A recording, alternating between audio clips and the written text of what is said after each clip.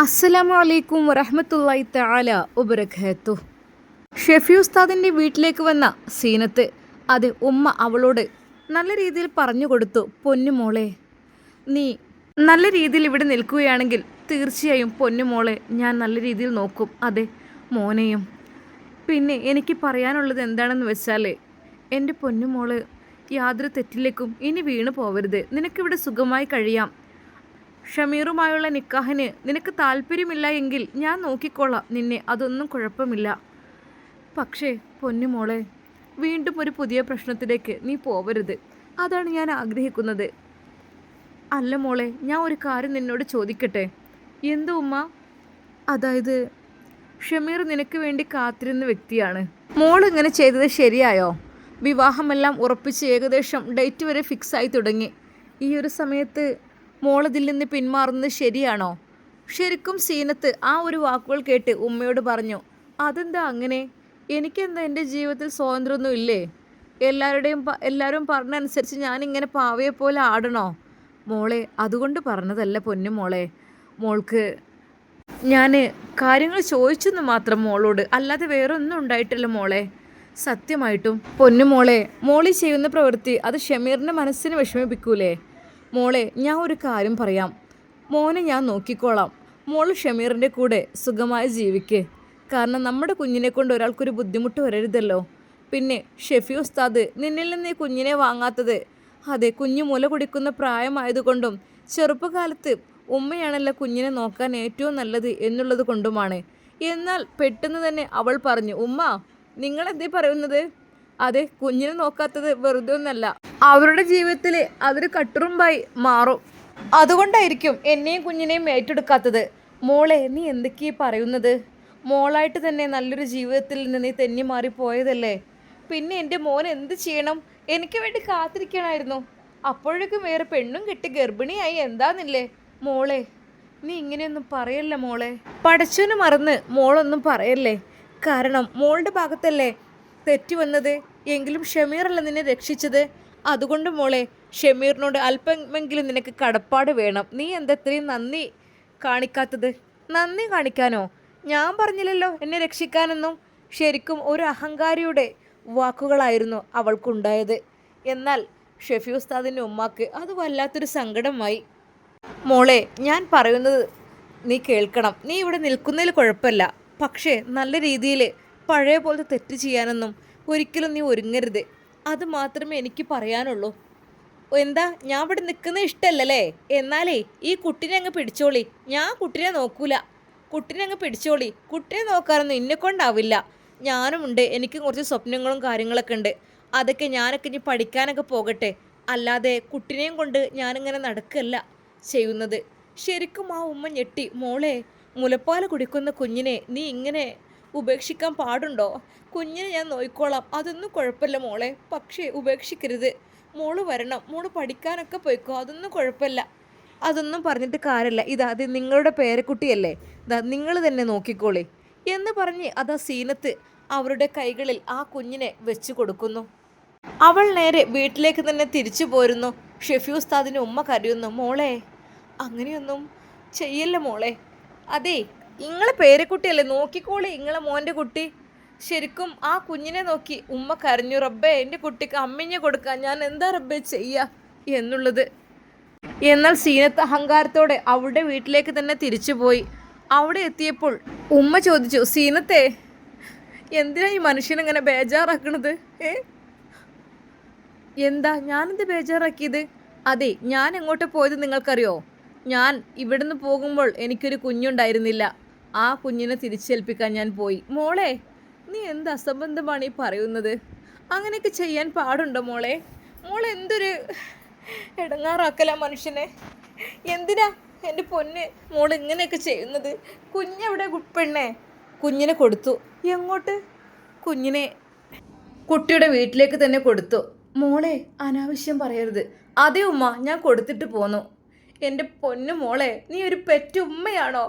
ഒരു ഉമ്മക്ക് ഇങ്ങനെ ചെയ്യാൻ കഴിയോ? എന്താ, അവർ സുഖമായി ജീവിക്കുക, കുഞ്ഞിനെ ഞാൻ നോക്കുക. എന്താപ്പോ അതൊന്നും നടക്കൂല. എനിക്കുണ്ട് ചില സ്വപ്നങ്ങളും കാര്യങ്ങളൊക്കെ. എത്ര പെട്ടെന്ന് ഷെഫി ഉസ്താദ് കല്യാണം കഴിച്ചത്. എനിക്ക് വേണ്ടി കാത്തിരുന്നില്ലല്ലോ. എടി പെണ്ണെ, നീ പറയുന്നതിൽ എന്തർത്ഥമാണുള്ളത്? ഏ എന്തർത്ഥമാണുള്ളത്? അങ്ങനെ നീ എന്താണ്? വല്ലാത്തൊരു കഷ്ടമായി പോയല്ലോ. നിനക്ക് എന്തിൻ്റെ കേടാ? നിനക്ക് സുഖവും സന്തോഷവും എല്ലാം തന്നു നീ അതെല്ലാം ഉപേക്ഷിച്ച് പോയി. വീണ്ടും നിന്നെ ഒരാളെ വിവാഹം ആലോചിച്ചു. അത് നീ വകവെക്കാതെ നീ എന്തിനാ ഇങ്ങനത്തെ കളി കളിക്കുന്നത്? എന്താ നിന്റെ മനസ്സിലെ ഉദ്ദേശം? ഞാൻ അറിയാൻ മേലായിട്ട് ചോദിക്കാണ്. പറയടി പെണ്ണെ. അതേ, എന്നെ നിങ്ങൾ പഠിപ്പിക്കണ്ട. കുട്ടിയെ അങ്ങ് നോക്കട്ടെ അവർ, അല്ലെങ്കിൽ ഗൾഫിലേക്ക് അങ്ങ് കൊണ്ടുപോകട്ടെ. അല്ലെങ്കിൽ ഞാൻ ഈ കുട്ടിയെ നോക്കി ഇവിടെ ഇങ്ങനെ പ്രായമാകുക എന്നല്ലാതെ അവർ സുഖമായി അവിടെ കഴിയുക അത് നടക്കൂല. മോളെ, നിന്നോട് പറഞ്ഞതല്ലേ ഷമീർ, കുഞ്ഞിനെ ഏറ്റെടുത്തോളാം, നമുക്ക് ഒരുമിച്ച് ജീവിക്കാമെന്ന്. നീയായിട്ട് എന്തിനാ തട്ടിത്തെറിപ്പിച്ച് കളയുന്നത്? നിന്നെക്കൊണ്ട് ചില്ലറ അടങ്ങാറൊന്നുമല്ലല്ലോ ആണത്. മനുഷ്യന് സ്വസ്ഥമായി ഒന്ന് ജീവിക്കാൻ വേണ്ടി നിൽക്കുമ്പോഴേക്കും മനസ്സൊക്കെ ഓരോ ഇടങ്ങാറ്. കരയണ്ട, നിങ്ങൾ അങ്ങനെ സുഖമായി ജീവിക്കേണ്ട. നിങ്ങളൊന്ന് സുഖമായി ജീവിക്കാൻ ഞാൻ സമ്മതിക്കൂല. എനിക്ക് ദേഷ്യം ഷെഫി ഉസ്താദിനോടാണ്. അദ്ദേഹം അപ്പോഴേക്കും മറ്റൊരു പെണ്ണിനെ വിവാഹം കഴിച്ചു. പിന്നെന്താണ്, നിന്നെ കാത്തു നിൽക്കണോ? ഇത്രക്കും വലിയ തെറ്റ് ചെയ്ത് നിന്നെ കാത്തു നിൽക്കണം എന്നാണ് നീ പറയുന്നത്? അതിനെന്താ കാത്തു നിന്നൂടെ? അപ്പം അത്ര ഉള്ള സ്നേഹം അല്ലേ? അതിപ്പോൾ എൻ്റെ കണ്ണെന്ന് മറിഞ്ഞപ്പോഴേക്ക് വേറൊരു പെണ്ണിനെ കെട്ടി. പിന്നെന്താടി, നീ തെറ്റുകാരിയായി പോകുമ്പോഴേ നിനക്ക് വേണ്ടി സപ്പോർട്ട് ചെയ്ത് നിന്നെയും കാത്തിരിക്കാനേ അവൻ അത്ര മണ്ടനെന്നല്ല. ഉമ്മ, നിങ്ങളൊക്കെ ഷെഫിൻ്റെ കൂട്ടത്തിലാണ്. നിങ്ങളൊക്കെ അവരെ ഭാഗത്തേക്കണം, എനിക്ക് നന്നായിട്ടറിയാം. എൻ്റെ പൊന്നാര പെണ്ണെ, എനിക്ക് എന്തിൻ്റെ കേടാ? മാതാപിതാക്കളായ നന്മ ഉപദേശിക്കും, തിന്മയിൽ നിന്ന് നിങ്ങളോട് വേറിട്ട് നിൽക്കാൻ പറയും. പക്ഷെ നീ ഇപ്പോൾ ഷമീർ നിന്നെ വിവാഹം കഴിക്കാൻ കൂട്ടാക്കിയിട്ട് പോലും. ആയിക്കോട്ടെ, ഞാൻ നിന്നോളാം, ഇനി ഒന്നും പറയുന്നില്ല, മതി. ഷമീറിൻ്റെ കൂടെ ഞാൻ ജീവിച്ചോളാം. മോളെ, സത്യസന്ധമായിട്ടാണോ നീ പറയുന്നത് കാര്യങ്ങളൊക്കെ? ആ അമ്മ, സത്യസന്ധമായിട്ട് തന്നെ. ഇനി ഇതിൽ പിന്മാറില്ല. മോളെ, അവന് പോലീസുകാരനാണ്. തെന്നിപ്പ് കാട്ട് നല്ലോണം ചെള്ളക്ക് കിട്ടും. ഷെഫി ഉസ്താദിൻ്റെ പോലെ ക്ഷമിച്ച് നിൽക്കൂല. രണ്ടും കൽപ്പിച്ചോ ഈ ഇറങ്ങുമ്പോൾ. പിന്നെ ഞാൻ എന്നോട് കാര്യം പറഞ്ഞതാണ്. വെറുതെ കച്ചറ കളിക്കാൻ അവിടെ പോയി നിൽക്കാൻ ശ്രമിക്കണ്ട. അവനെ പോലീസുകാരനാണ്, SI. ഓലെ ഒന്നിനും അടിക്കാത്ത ആൾക്കാരേക്കും അവർക്കതിന് തക്കതായ ശിക്ഷ നൽകലും അറിയാമായിരിക്കും. വെറുതെ നീ വേണ്ടാത്ത പ്രവൃത്തിക്ക് നിൽക്കാൻ പോവരുത്. നല്ല രീതിയിൽ മാനമര്യാദയിൽ ജീവിക്കുകയാണെങ്കിൽ ഞങ്ങൾ നിക്കാഹ് കഴിച്ചു തരും. അതല്ലാന്നുണ്ടെങ്കിലോ നീ അതിൽ നിൽക്കും വേണ്ട. ഇപ്പം കണ്ടോ ഉമ്മാൻ്റെ സ്വഭാവം മാറിയത്? പിന്നെ എന്താടി, എൻ്റെ മനസ്സിൽ വേറെ എന്തൊക്കെയോ ഉദ്ദേശങ്ങളാണ്. ഒരിക്കലും ഷമീറിനെ ഇഷ്ടപ്പെട്ടിട്ടല്ല നീ അങ്ങോട്ട് പോകുന്നത്, എനിക്കറിയാം. ഉമ്മ, അവിടെ നിൽക്കാൻ കഴിയൂല. അവിടുത്തെ വീടും കൂടിയൊക്കെ കണ്ടാൽ ആകപ്പാടൊരു കഥയാണ്. അതെന്താ മോളെ? അവിടെ ചെറിയ വീടും ചെറിയ ഒരു അടുപ്പും പിന്നെ ഒരു വയലിലെ ഒരു കുടിലും എല്ലാം കൂടി ആകുമ്പോഴേ നമുക്ക് എന്തൊക്കെയോ തോന്നും. പൊന്നു മോളെ, അതൊന്നും നോക്കണ്ട.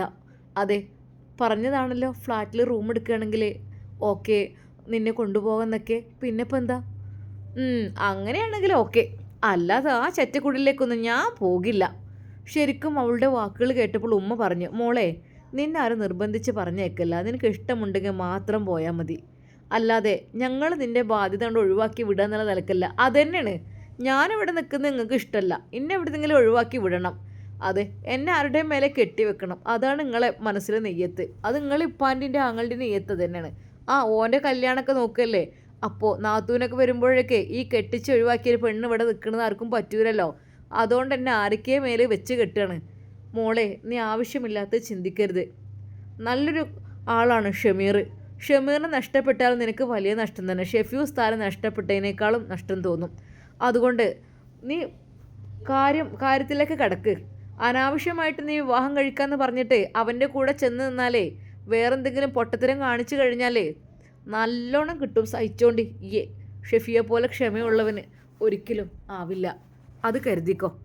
എന്നാൽ ഈ സമയം അതാ നമ്മുടെ ഷമീർ ആകപ്പാടെ മാനസികമായി തളർന്ന രീതിയിലാണ്. കാര്യം മറ്റൊന്നുമല്ല. അതെ, തൻ്റെ ജീവിതത്തിലേക്ക് അവൾ സീനത്ത് വരുന്നതിനെക്കുറിച്ചുള്ള ചിന്തകളുണ്ട്. എന്നാൽ മറുഭാഗത്ത് തൻ്റെ ആയിഷയുടെ ആ മുഖം. ആയിഷ, എടി പെണ്ണേ, ഞാൻ നിന്നെ ഓർക്കുന്നത് തികച്ചും തെറ്റാണ്. കാര്യം എനിക്ക് എൻ്റെ ജീവിതത്തിലേക്ക് ഒരു പെണ്ണ് പറഞ്ഞു വെച്ചതാണ്. അവളെ ഞാൻ സ്വീകരിക്കാൻ തയ്യാറാണ്. ഒരു കുഞ്ഞുമുണ്ട് അവൾക്ക്. അതുമാത്രമല്ല, ഒരിക്കൽ പോലും അവളെ അനാഥയാക്കരുത്. അവളെ എന്നേക്കുമായി സ്വീകരിക്കണം എന്നുള്ള ചിന്തയാണ് എനിക്കുള്ളത്. അതുകൊണ്ട് എൻ്റെ ആയിഷ, നീ എൻ്റെ മനസ്സിൽ നിന്ന് മാഞ്ഞു പോവണ്ണേ. എനിക്ക് നിൻ്റെ മുഖം കണ്ടതിൽ പിന്നെ വല്ലാതെ അങ്ങ് ഇഷ്ടം തോന്നി പോവുകയാണ്. എനിക്കറിയുന്നില്ല, DGP സാറിൻ്റെ മോളാണ്. ശരിയാണ്, എത്രയൊക്കെ തന്നെ എത്ര വലിയ ആളുകളുടെ മക്കളായാലും മനസ്സങ്ങ് പതറിപ്പോയ പിന്നെ പറഞ്ഞിട്ട് കാര്യമില്ലല്ലോ.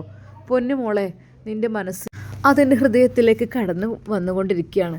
അതുകൊണ്ട് എൻ്റെ പ്രിയപ്പെട്ട ആയിഷ, മറക്കണം എല്ലാം.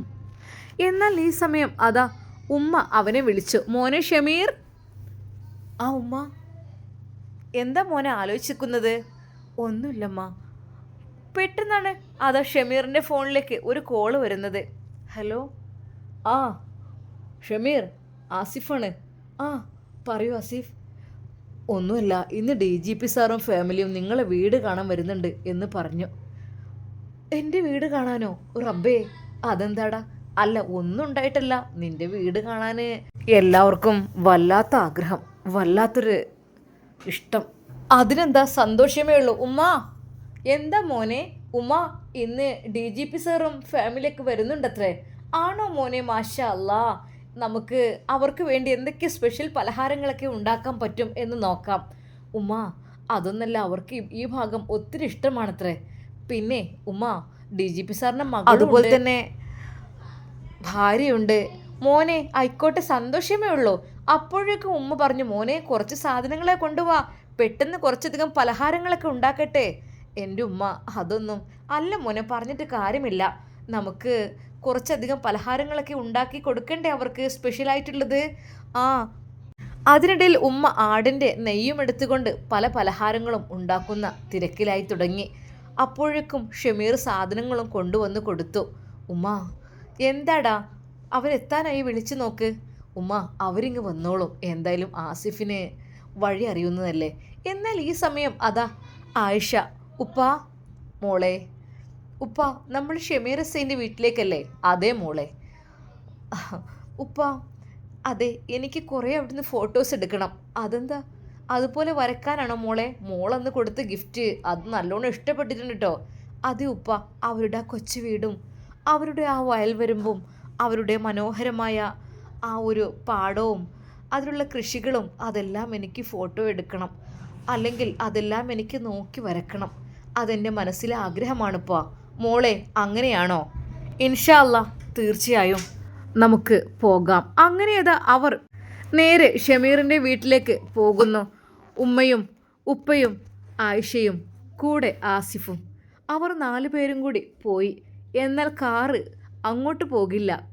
ആ ഒരു വയൽ വരമ്പത്ത് കാറ് നിർത്തി കുറച്ചപ്പുറത്തായിട്ട്. ശരിക്കും ആയിഷയുടെ കണ്ണുകളിൽ ആ മനോഹരമായ ദൃശ്യങ്ങൾ തെളിഞ്ഞു. അതെ, അവളുടെ ആ മനോഹരമായ കണ്ണുകളിലൂടെ അവിടുത്തെ മനോഹരമായ കാഴ്ചകൾ, അതെ, ശരിക്കും വളരെയധികം സന്തോഷകരമായ പച്ചപ്പ് നിറഞ്ഞ ആ ഒരു കാഴ്ചകൾ. അതിൻ്റെ നടുവിലൂടെ ഒരു ഒറ്റയടിപ്പാത, തൊട്ടപ്പുറത്തായിട്ട് അതാ ഒരു കൊച്ചുകുടിൽ. ഉപ്പാ, അങ്ങോട്ട് നോക്കിക്കേ. എന്നാൽ ആസിഫ് പറഞ്ഞു, പൊന്നുമോളെ, നമ്മൾ വിചാരിച്ച വീട് അതാണ്. ആണോ? മാഷാ അല്ലാ, എത്ര മനോഹരം. അതേ മോളെ, ശരിക്കും അതാ DGP സാറും ശരിക്കും ഒന്ന് നോക്കി. അല്ല, അപ്പോൾ നമ്മുടെ ഷമീർ വരുന്നത് ഈ വീട്ടിൽ നിന്നാണോ? അതെ, ആ ഒരു കൃഷിയിടവും ആ കൊച്ചു വീടും അവിടെ ഒരു ഉമ്മയും, അതൊക്കെയാണ് അവൻ്റെ സ്വപ്നങ്ങൾ. അത് അവന് ആ വീട് വിട്ട് വലിയ വീടെടുക്കാൻ കഴിയാഞ്ഞിട്ടൊന്നല്ല, പക്ഷേ എങ്കിലും അതാണ് അവൻ്റെ സന്തോഷം, അതാണ് അവൻ്റെ സംതൃപ്തി. അതിനു വേണ്ടിയിട്ടാണ് കാത്തു നിൽക്കുന്നത്. ശരിക്കും അത് ആയിഷയ്ക്ക് വല്ലാതെ ഇഷ്ടപ്പെട്ടു. അതെ, എൻ്റെ മനസ്സിലെ ആഗ്രഹങ്ങൾ, സ്വപ്നങ്ങൾ, ആ കൊച്ചുകുടിൽ, വയൽവരമ്പിലൂടെയുള്ള ആ ഒരു നടപ്പാത, 2 ഭാഗത്തുമായിട്ട് പച്ചപ്പ് നിറഞ്ഞ സ്ഥലം. സത്യമായിട്ടും ഞാനെപ്പോഴും വരയ്ക്കുന്ന ആ ചിത്രം ഇപ്പോൾ യാഥാർത്ഥ്യത്തിലേക്ക് വഴിമാറിക്കൊണ്ടിരിക്കുകയാണ്. അങ്ങനെ അതാ അവരെല്ലാവരും ആ പാടവരമ്പത്തോടു കൂടി നടക്കുന്നു. DGP സാർ പറഞ്ഞു, മോളെ, ഏതായാലും ഷമീർ എസ്സൈൻ്റെ വീടാണിത്, ശരിക്കും അത്ഭുതമായിരിക്കുന്നു അല്ലേ? അവർ ആ കൊച്ചുകുടിൽ നോക്കി അതാ നടക്കുന്നു. എന്നാൽ ഷമീർ ദൂരെ നിന്നും ആ കാഴ്ച കാണുന്നു. അതെ, അവർ നടന്നുകൊണ്ട് വരുന്ന ആ ഒരു മനോഹരമായ കാഴ്ച. ഉമ്മ, അവരിങ്ങെത്തി. അപ്പോഴേക്കും ഉമ്മ ഒരുപാട് പലഹാരങ്ങളെല്ലാം ഉണ്ടാക്കി അവരെ സ്വീകരിക്കുവാൻ വേണ്ടിയിട്ട്. അങ്ങനെ ആയിഷയും DGP സാറും ആസിഫും കൂടെ ഉമ്മയും നേരെയത് അവരുടെ ആ കൊച്ചുകുടിലേക്ക് നടന്ന് നീങ്ങി. ശരിക്കും ഷമീർ അവരെ സന്തോഷത്തോടു കൂടി അങ്ങോട്ട് സ്വീകരിച്ചു. എന്നാൽ നമ്മുടെ ആയിഷയുടെ മനസ്സിൽ വല്ലാത്തൊരു സന്തോഷമായിരുന്നു. പെട്ടെന്ന് ഷമീർ, ആ ആയിഷ മോളെ നീയുണ്ടോ? അതെന്താ ഇല്ല ഞാൻ പറ്റുമോ?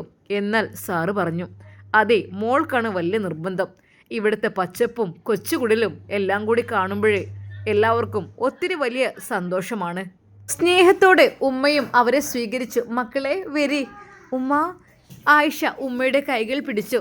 അതെ ഉമ്മ, ഉമ്മാന്റെ വീട് ഒത്തിരി മനോഹരമാണ് കേട്ടോ. വളരെയധികം സുന്ദരമായ ഈ ഒരു കൊച്ചുകുടിലെ ഉമ്മ വല്ലാത്തൊരു ആത്മവിശ്വാസം എനിക്ക് പകരുകയാണ്. ശരിക്കും ആയിഷ അവിടെയെല്ലാം പോയി നോക്കി. പ്രത്യേകിച്ച് അവൾക്ക് ഇഷ്ടപ്പെട്ടത് ഉമ്മയുടെ ആ ഒരു കുഞ്ഞടുപ്പുകളായിരുന്നു. അടുക്കളയിൽ ഇരുന്നുള്ള ആ ഒരു ചെറിയ കൊച്ചടുപ്പ്. ശരിക്കും അവൾക്കത് കണ്ടപ്പോൾ ഒരു പഴയകാല ചിത്രമാണ് ഓർമ്മ വന്നത്. അപ്പോൾ തന്നെ അവൾക്ക് അത് വരയ്ക്കണമെന്ന് തോന്നി. അതെ, ആ ഉമ്മയും ആ കൊച്ചുകുടിലും ആ ഒരു മനോഹരമായ വയലും എല്ലാം വളരെയധികം മനോഹരമായിട്ട് അവൾക്ക് മനസ്സിൽ നിന്ന് മായാതെ നിൽക്കുകയാണ്. മോളെ എന്തെങ്ങനെ നിൽക്കുന്നത്? ഭക്ഷണം കഴിക്കാൻ വാ. ഉമ്മ അവളെ ക്ഷണിച്ചു. എന്നാൽ ഉമ്മ പറഞ്ഞു, എൻ്റെ പൊന്നുമ്മ, ഇത്രമാത്രം മനോഹരമായൊരു സ്ഥലം എൻ്റെ സ്വപ്നത്തിൽ പോലും ഞാൻ കണ്ടിട്ടില്ല.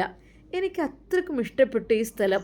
സത്യം പറഞ്ഞാൽ ഈ ഒരു കൊച്ചുകുടലിൽ താമസിക്കാൻ കൊതിയാകുന്നു.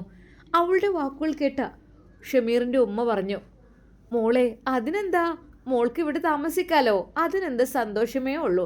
ഷമീർ നേരെ വെളുത്താൽ പോകും, രാത്രി വരുള്ളൂ. മോൾക്ക് ഇവിടെ നിൽക്കാലോ. മോൾക്ക് ഇഷ്ടപ്പെട്ടിട്ടുണ്ടെങ്കിൽ ഇവിടെ നിന്നോളൂ. ഉമ്മ സത്യമായിട്ടും അങ്ങനെയേതോ ഉമ്മ ഉണ്ടാക്കിയ ഒരുപാട് നല്ല നല്ല പലഹാരങ്ങൾ അതെല്ലാം ആയിഷ ടേസ്റ്റ് നോക്കി. മാഷാ അല്ലാ, എത്രമാത്രം ടേസ്റ്റാണ് ഉമ്മ ഉണ്ടാക്കിയ ഈ ഒരു പലഹാരങ്ങൾക്ക്. ഇതെല്ലാം ഉമ്മ ഒറ്റയ്ക്കുണ്ടാക്കിയോ? അതേ മോളെ, പുറത്തുനിന്ന് വാങ്ങാറില്ല. പിന്നെ ഷമീർ മോനെ അത് പറ്റുകയില്ല. അവർക്ക് എപ്പോഴും ഞാൻ ഉണ്ടാക്കുന്ന ഭക്ഷണം തന്നെ വേണം, അതും ഈ വിറകടുപ്പിൽ. സത്യമായിട്ടും പൊന്നു മോളെ, ഉമ്മ ശരിക്കും അത് നല്ല ടേസ്റ്റ് ഉണ്ട് കേട്ടോ. ശരിക്കും സന്തോഷത്തോടെ ആയിഷ ഷമീറിൻ്റെ ഉമ്മയുടെ നെറ്റിയിൽ ഒരു മധുരചുംബനം നൽകി. ഉമ്മ, ഞങ്ങൾ ഇത്രയൊക്കെ സ്വീകരിച്ചല്ലോ, അതും ഈ കൊച്ചുകുടിലിൽ ഇത്രമാത്രം പലഹാരങ്ങളൊക്കെ ഉണ്ടാക്കി, നല്ല ടേസ്റ്റോട് കൂടിയ പലഹാരം അതെല്ലാം ഉമ്മ ഞങ്ങൾക്ക് വേണ്ടി ഉണ്ടാക്കി തന്നല്ലോ. ഉമ്മ ഒരുപാട് താങ്ക്സ് കേട്ടോ. മോളെ അതിനെന്താ, മോൾ ഇടയ്ക്കിടയ്ക്ക് വരണം കേട്ടോ, ഉമ്മാക്ക് ഒത്തിരി ഇഷ്ടപ്പെട്ടു മോളെ കേട്ടോ. അതെ, അവൾക്ക് ഇങ്ങനെയൊക്കെ തന്നെ ഇഷ്ടേ. ശരിക്കും DGPയുടെ ഉമ്മയും ഭാര്യയും അത് തന്നെയാണ് പറയുന്നത്. അതെ, ഞങ്ങളെ മോൾക്ക് ഇങ്ങനെയൊക്കെ ഭയങ്കര ഇഷ്ടമാണ്. അതെ, അതിനെന്താ, ഇടയ്ക്കിടെ പോകുന്നോളൂ കേട്ടോ. മോളുടെ ഇഷ്ടങ്ങൾ നമ്മൾ കണ്ടറിയണം. കാരണം ചില കുട്ടികൾക്ക് ഒരുപാട് വലിയ വീടും വലിയ കാറുകളും ഒരുപാട് ആഡംബരങ്ങളും ആയിരിക്കില്ല ഇഷ്ടം. കൊച്ചുകുടിലും അതിലുള്ള കുഞ്ഞു സൗകര്യങ്ങളും ഈ പച്ചപ്പും വയലൊക്കെ ആയിരിക്കും. അതെ, നമ്മുടെ ആയിഷ മോള് അതിൽ പെട്ടതാണ്, അല്ലാതെ ഒന്നുമല്ല. ശരിക്കും ആയിഷയുടെ ആ ഒരു വാക്കുകളും ആയിഷയുടെ പ്രവൃത്തികളും എല്ലാം കണ്ടപ്പോൾ ഉമ്മാക്ക് ഒത്തിരി ഇഷ്ടം തോന്നി അവളോട്. മോളെ ഇടയ്ക്കിടയ്ക്ക് വരണം കേട്ടോ മോളെ. എന്തെന്നറിയില്ല മോനെ ഷമീർ. എന്തോ ഉമ്മ? നോക്കടാ ആയിഷ മോള് എനിക്ക് ഒത്തിരി ഇഷ്ടപ്പെട്ടൊരു പെൺകുട്ടി. പൊന്നു മോനെ ഇടയ്ക്കൊക്കെ വരെ കൊണ്ടുവരണം കേട്ടോ. അതേ ഉമ്മ, ആയിക്കോട്ടെ. ആയിഷ, ഷമീർ വിളിച്ചു. അതെ, അവൻ്റെ ആ വിളിയിൽ അറിയാതെ ആയിഷ അവൻ്റെ മുഖത്തേക്ക് നോക്കി. സാറേ. സാറോ? എന്ത് വിളിക്കുന്നത്? അതെ, സാറിൻ്റെ വീടും പരിസരവും ഉമ്മയും ഉമ്മയുടെ പലഹാരങ്ങളും എല്ലാം അടിപൊളിയാണ് കേട്ടോ. ശരിക്കും അതാ അവളത് പറഞ്ഞപ്പോൾ ഷമീറിൻ്റെ മനസ്സിൽ വല്ലാത്ത സന്തോഷമായി. അങ്ങനെ അതാ അവരെല്ലാവരും സന്തോഷത്തോടു കൂടി അവിടെയുള്ള കാഴ്ചകളിലേക്കെല്ലാം കടന്നു. ഇൻഷാ അല്ലാ നമുക്കിതിൻ്റെ ബാക്കി ഭാഗം നാളെ കാണാം. അതുവരേക്കും എല്ലാവർക്കും അസ്സലാമു അലൈക്കും വറഹ്മത്തുള്ളാഹി തആല വബറകാതുഹു.